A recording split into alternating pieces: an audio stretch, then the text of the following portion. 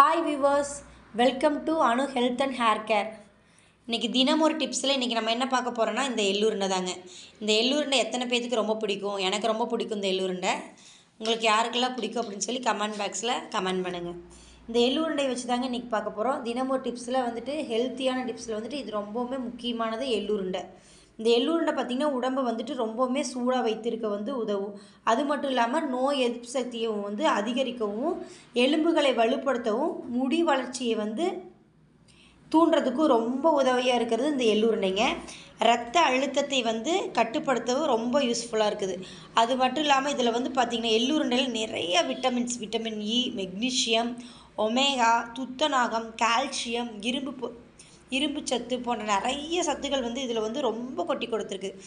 உடலுக்கு பலத்தை ரொம்பவுமே ஹெல்த்தியான ஃபுட்டுங்க இது எள்ளுருண்டை. இதை மட்டும் குழந்தைங்களுக்கு கொடுத்துட்டு வந்தீங்கன்னு வச்சுக்கோங்க, ரெகுலராக கொடுத்துட்டு வந்தீங்கன்னா ரொம்பவுமே ஆக்டிவாக இருப்பாங்க. நீங்கள் வேணால் ட்ரை பண்ணி பாருங்கள். அது மட்டும் இல்லாமல் இந்த மார்கழி, தை போன்ற மாதத்தில் பார்த்திங்கன்னா குளிர்காலத்தில் பார்த்திங்கன்னா சளி இருமல் நிறைய குழந்தைங்களுக்கு பிடிக்கும். அந்த மாதிரியான நேரத்தில் இந்த எள்ளுருண்டை டெய்லியுமே நம்ம சாப்பிட்டு வந்தால் அந்த பிரச்சனை கண்டிப்பாக இருக்காது. ஏன்னா எள்ளில் பார்த்திங்கன்னா நிறையா ஹீட் இருக்குது. சூடாக உடம்பு ரொம்ப சூடாக வச்சுருக்கறனால அந்த சளி இருமல்லாம் உங்களுக்கு பிடிக்காது. உடலுக்கு ஒரு நல்ல சக்தியையும் பலத்தையும் இது கொடுக்குங்க.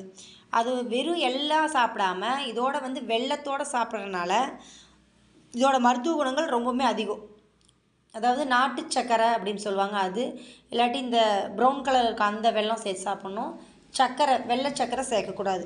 இது சேர்த்து சாப்பிட்டீங்க அப்படின்னா ரொம்பவுமே பாரம்பரிய முறையில் ஆரோக்கியத்தை பாதுகாக்கிறதுக்கு இது ரொம்பவுமே ஹெல்ப்ஃபுல்லாக இருக்குது. குழந்தைங்களுக்கு ரெகுலராக நீங்கள் இதை ஒரு நாள் விட்டு ஒரு நாள் இல்லை 2 டேஸ்க்கு ஒன்ஸ் பார்த்திங்கன்னா நீங்கள் லஞ்ச் ஸ்நாக்ஸ் பாக்ஸில் பார்த்திங்கன்னா இந்த எள்ளுருண்டை கொடுக்கலாம். உங்களுக்கு சாக்லேட் இந்த மாதிரி ஐட்டம்ஸ் எல்லாம் அவாய்ட் பண்ணிவிட்டு இந்த மாதிரி எள்ளுருண்டை, கடல மிட்டாய் இந்த மாதிரியான நம்மளுடைய பாரம்பரிய உணவுகளை கொடுத்துட்டு வந்தீங்கன்னா உங்களுக்கு ஹெல்த் ரொம்பவுமே நல்லா இருக்குங்க.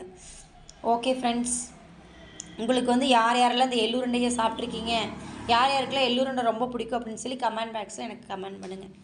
Bye friends.